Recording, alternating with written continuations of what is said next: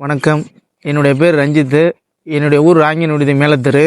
இந்த வீடியோ எதுக்கான பதிவுனா, ராங்கின் விடுதி ஊராட்சிக்கு சம்மந்தப்பட்ட ராங்கின் குளம்.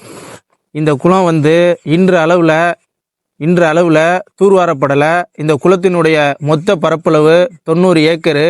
அந்த 90 ஏக்கரில் ஒரு 30 ஏக்கரில் மட்டும்தான் இப்போதைக்கு தண்ணி கிடக்கு.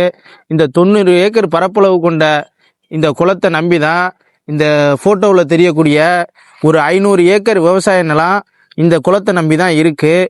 இந்த 500 ஏக்கர் விவசாய நிலத்தில் ஒரு 150க்கு மேற்பட்ட விவசாயிகள் இந்த குளத்தினுடைய போர் வசதிகள் இல்லாதனால இந்த குளத்தினுடைய தண்ணியை வச்சு தான் அவங்களுடைய விவசாயத்தை செய்கிறாங்க.